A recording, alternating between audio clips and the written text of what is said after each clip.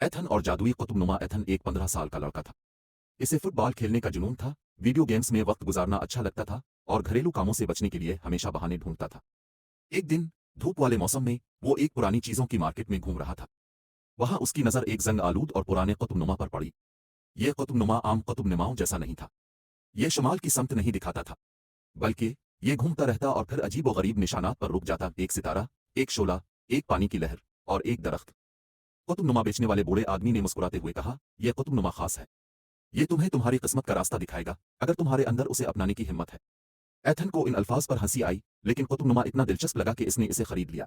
इस रात एथन अपने बिस्तर पर लेटा कुतुबनुमा को गौर से देख रहा था। अचानक वो कुतुबनुमा चमकने और घूमने लगा। कमरे की दीवारें और छत घूमने लगी और चंद लम्हों बाद एथन ने खुद को एक अजीब व गरीब जगमगाते जंगल में पाया। जंगल की फिजा किसी ख्वाब जैसी थी। आसमान सितारों से भरा हुआ था और दरख्तों से रोशनी निकल रही थी।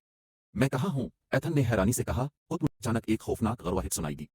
उसने पीछे मुड़कर देखा तो दरख्तों के दरमियान सुर्ख चमकती आंखों और नोकीले दांतों वाले भेड़िए बाहर आ रहे थे। एथन खौफ के मारे पीछे हटने लगा।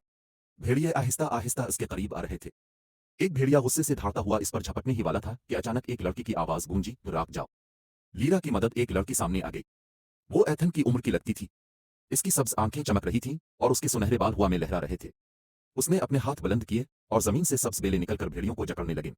भेड़िए जोर जोर से चीखते हुए जंगल में भाग गए। एथन ने हैरत और खौफ से इस लड़की को देखा। तुम कौन हो? उसने कांपती आवाज में पूछा।